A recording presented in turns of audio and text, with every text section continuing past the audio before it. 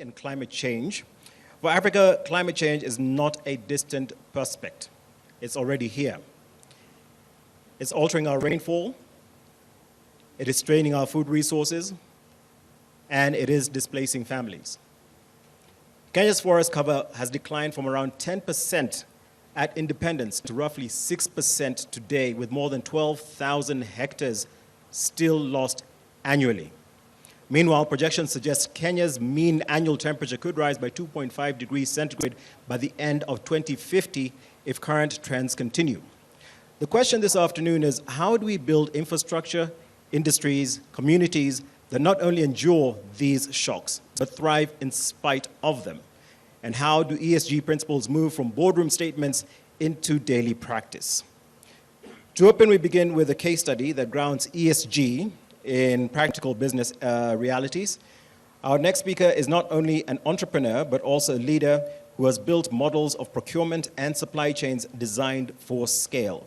Please welcome Mr. Benard Odote, Managing Director and CEO of House of Procurement and founder of the Odote Group, to give us a presentation. Makofi kwake, please.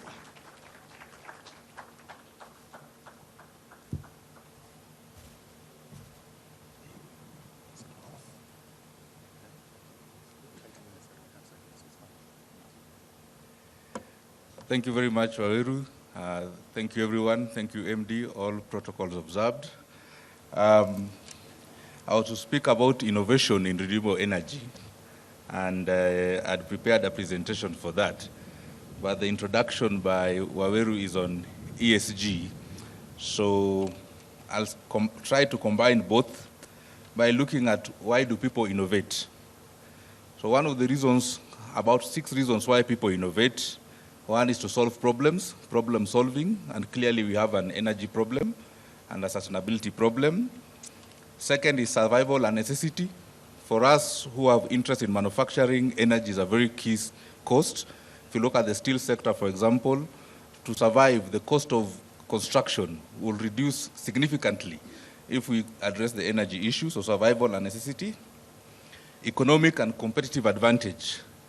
When my mentor, one of my mentors, Robert Nyasim, was here earlier and spoke about leasing, the economic advantage of leasing and the competitive advantage versus other forms of financing is a critical issue why people innovate.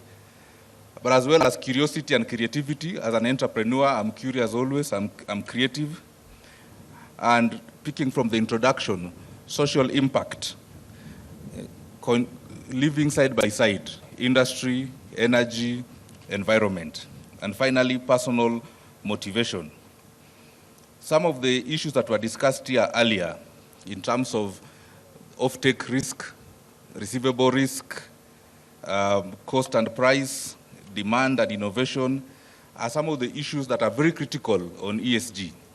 I think for a long time when we discuss ESG, we just discuss the goals, but we don't discuss the viability. From where we sit, we say, is the project viable? And does it have impact? If you look at Africa and where we are, almost every ESG objective is viable. The energy, we don't have enough, we don't have competitive price. It means if it's made available at an affordable price, it will be off-taken. So the viability of the investment in energy as an ESG goal is there. If you look at afforestation, we are losing forest. We are trying to do clean cooking in schools so that we can save forest.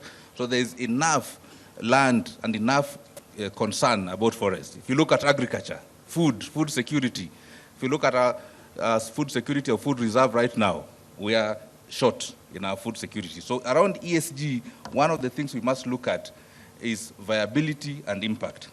And that brings me to what will motivate people to innovate in this sector of energy. And as I was thinking about it, in the offtake risk, my thinking was, why can't KenGen be the aggregator of the small innovations? This offtake risk that we are talking about, this receivable finance risk, if small people are doing microgrids, solar, why can't an aggregator in the middle aggregate all that capacity and control that quality and have a minimum capacity cap? So if KenGen says we are going to take 1,000 megawatts of different clean and renewable energy projects per year, and we will aggregate from different segments, and we'll have a price cap, and we'll have a capacity per minimum cap per project. Will there be innovators and entrepreneurs investing in that? Even SACCOs who invest in money market funds will probably invest in that. I was speaking to a church earlier that invests 2 billion shillings a year in MMFs, and I was saying if there was a power project that KenGen was aggregating the demand so that there's no negotiations around PPAs, delays in PPAs, variable prices of PPAs, you put a price cap, you have a control parameters of the projects, and you aggregate in the middle. And that you can still do off balance sheet, as you said, because you can still ring fence your receivables. So when you're talking about receivable risk, KenGen in the middle solves a lot of that issue from a receivable risk perspective. And if you say you're going to negotiate with your ultimate customer, because if you ring fence the payment on that project to your ultimate customer, who we say is Kenya Power, you have a much better position to negotiate with Kenya Power than someone doing microgrids in the rural area or small hydros in the rural area. So our thinking around environmental, societal, and governance is a deliberate effort by corporates like KenGen. I worked in the manufacturing sector, I worked in Diageo before, and they did a deliberate effort that 80% of their raw materials shall be sourced locally.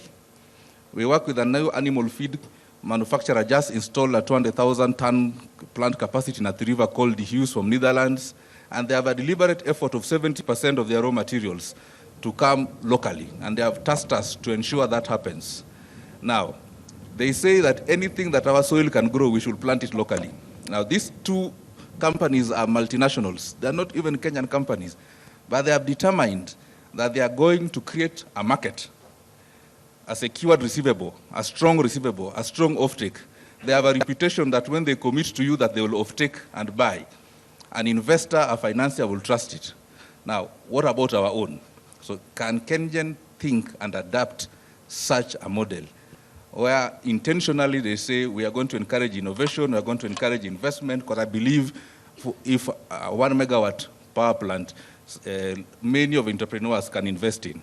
And with the trust that the offtake, the negotiation, the price cap has been put, is controlled with an aggregator. And still we structure it in a way that's not dead to you. This will be one of the most impactful things in the energy sector. I think with that, because we are behind time, I will leave that one, MD, as a food for thought, that we must be deliberate and intentional and look at those two manufacturing institutions, now almost 100% reliable on local raw materials. Yet if you look at Kenya for food, if you use food example and you can relate it to energy, we are using 500 billion plus to import. That should be Nigeria, as we are an agricultural country. So if we reflect that into the energy sector and anchored by KenGen, I think the sky is the limit. Thank you very much. Thank you so much, Bernard. Let's have another round of applause for him, please. I know you've all had lunch, so what you call a food coma has probably kicked in. But I'm going to ask you to bear with me, please, yeah? I have not seen our keynote speaker, so I am going to proceed in the interest of time. So I'd like to say once again, thank you very much, Odote, for that very powerful presentation, laying down the gauntlet, and I saw Engineer Jenga nodding to say challenge accepted. We now move on, as we get the podium out of the way, to our panel discussion. Today's panel brings together industry leadership, workforce expertise, and frontier innovation. Together, they offer a 360-degree view of how ESG can shape Africa's sustainable energy future. Allow me to introduce them. Mr. Eddie Joroge, Chairman of Electricity Sector Association of Kenya, speaking from the perspective of industry coordination and sector decarbonization. Next up, we have Joanne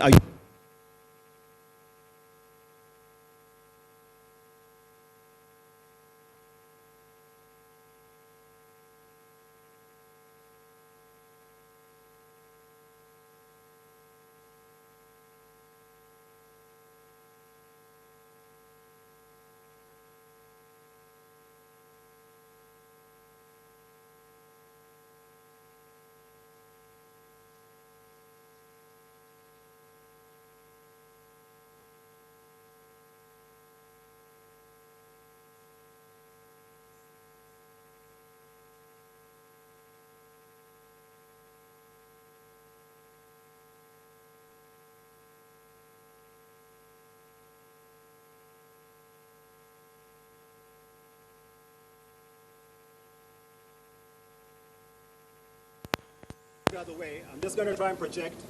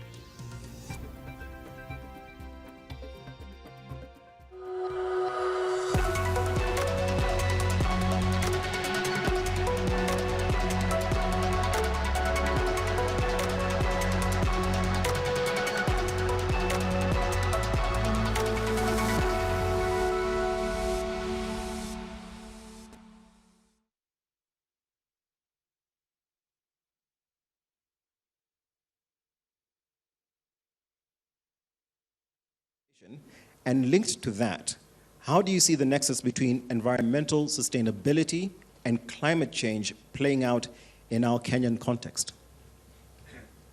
Thank you.